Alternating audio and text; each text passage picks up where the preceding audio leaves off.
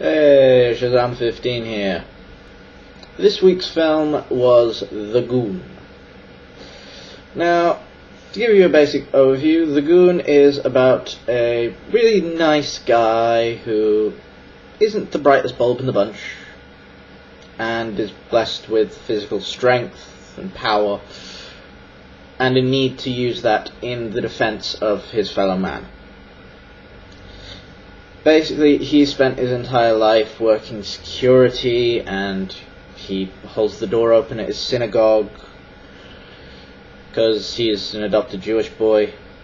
Who knew? Anyway, he, through the fact that his brother is gay and a hockey player makes a bigoted remark about homosexuals, he springs to his brother's defense and winds up beating up this hockey player really badly on his friend's ice hockey website, which, well, it's his ice hockey website and cable access television, public access television program.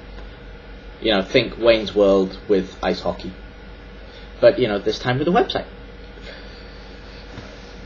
Anyway, right. Anyway, the coach of the team, the opposing team, notices his ability to fight and decides to offer him a tryout for this team to be a ice hockey player whose sole purpose is to essentially get into fights. This is because ice hockey is a wonderful game in that sense, because there are rules to allow for punch-ups.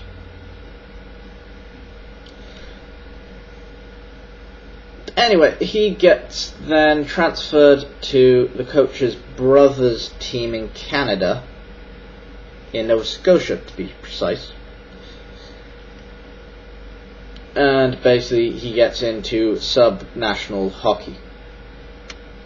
So these guys actually play the game, but at the same time they're still not above having a nice little scrap in the middle of the ice.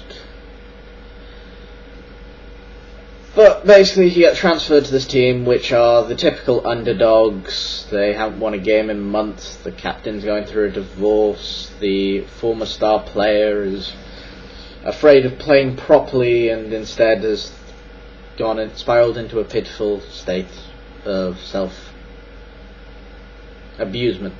Really, he's abusing his body in every way possible. But this is because in the past the star player got knocked down by a aging goon of another team's. But anyway, this film is quite interesting because it shows you a lot more of Canada than you usually get to see. You get to go through different provinces and see the different provincial flags. Quebec being the most obvious because, yeesh, you can't ignore that flag. But after watching this I did a little bit of research. Some of the Canadian province flags are nuts.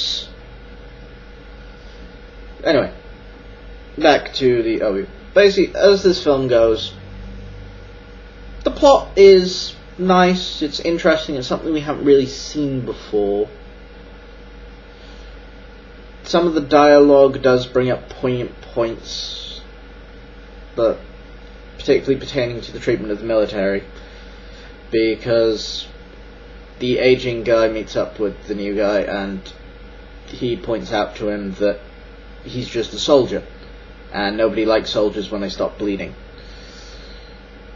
Well, the public only likes soldiers till they stop bleeding for them.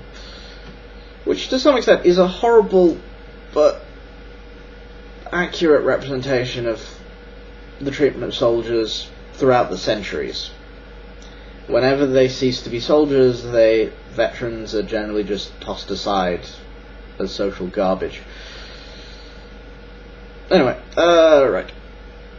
Tolman's got nice performance. His love interest is a nice one because she's a very plain girl and she really does see herself as a slut because she gets horny and sleeps with lots of guys. But she also knows it's wrong, but she falls in love with our hero and decides she doesn't want to do that anymore. And she feels like she can. Anyway, to be honest, the character Sean, he's a nice guy. The character Sean plays is a nice guy. He's remarkably simple in his own way, but he's simple in the way we should all be simple. He's nice. I mean, honest, it's a good thing he's in Canada, where, quite frankly, they're a lot nicer than the Americans. General observation, but made by Americans, I will point out. Right, so suffice to say, the film goes, eventually he starts playing a little bit of hockey and the morale improves, and eventually they're happy to be a team again. And, that's great. It works out quite nicely. But, there's other bits too. I will point out there's some horribly graphic scenes in terms of violence and bloodshed.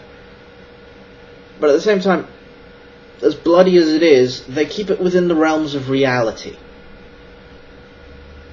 No one bleeds more than it's physically possible to bleed, so it's not like a slasher film. There's just occasional bits of graphic violence, but the graphic violence is suitable for the activity.